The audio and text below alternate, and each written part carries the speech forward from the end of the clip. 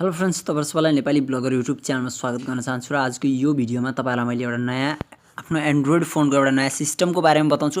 अवश्य पनि तपाईहरुलाई यसको बारेमा थाहा छैन, 99% मान्छेहरुलाई यसको बारेमा थाहा हुँदैन र आज म तपाईहरुलाई त्यो बताउने छु कि जसको कारणले यदि तपाई PUBG जस्तो गेमहरु अथवा कुनै पनि गेम एप्लिकेसन खेललाई युज गर्दै हुनुहुन्छ र तपाई चाहनुहुन्छ कि त्यो एप्लिकेसन बन्द नहोस्, त्यो गेम जताभावी दब्बेर तपाईको मोबाइलको स्क्रिनहरु जुनसुकै बटन अटोमेटिक दब्बेर काटिने त्यस्तो प्रब्लम समस्या आउँछ भने त्योबाट तपाईहरु बच्न सक्नुहुन्छ।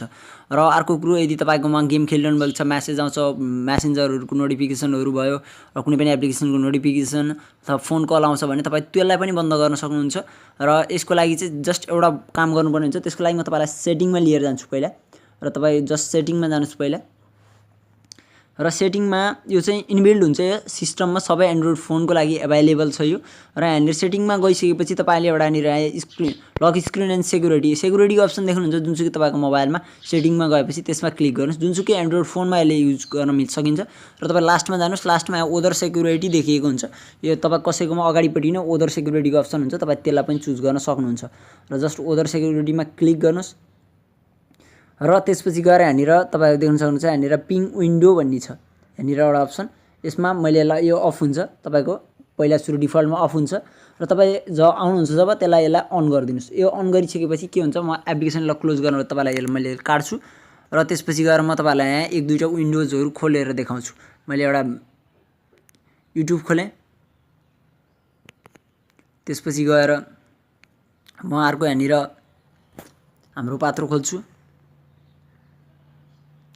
अब म कसैलाई मेरो मोबाइल दिदैछु र यदि म उलाई चाहिँ म तपाईलाई बुझाउँछु, यदि म मोबाइल दिदैछु र मोबाइल दिइसकेपछि म उले चाहिँ हाम्रो पात्रो मात्रै युज गर्न सक्छ, म दिए उले हाम्रो पात्रो मात्रै युज गर्न सक्छ, हाम्रो पात्रो भन्दा अरुलाई एक्सेस गर्न नसकोस्। तपाई त्यो चाहनुहुन्छ भने जस्ट यहाँनिर तपाईको जुन चाहिँ हुन्छ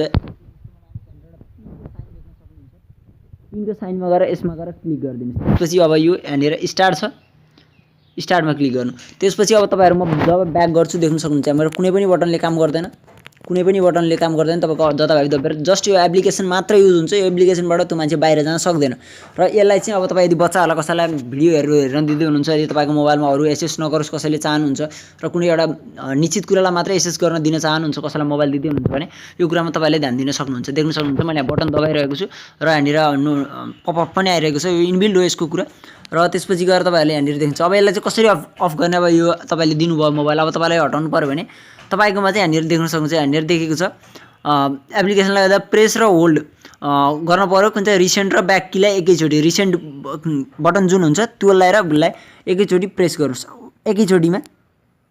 र देख्नुहुन्छ अन पिन देखाएको छ। अब तपाईको मोबाइलको लकलाई ओपन गर्नुस्। त्यसपछि अब हामीले एक्सेस गर्न सक्छौं, फेरि अगाडि जान सक्छौं।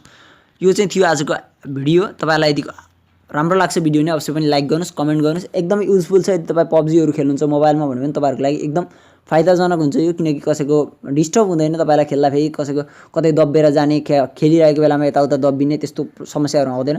र यो बेस्ट ट्रिक छ एन्ड्रोइडको एप्लिकेसन भन्दा पनि ट्रिक छ यो तपाईहरुको लागि। आई होप तपाईलाई भिडियो राम्रो लाग्यो। यदि लाग्यो भने लाइक गर्नुस्, च्यानललाई सब्स्क्राइब गर्नुस्, बेल आइकनमा क्लिक गर्नुस् and share this video if you like this video. Thank you for watching this video. Thank you.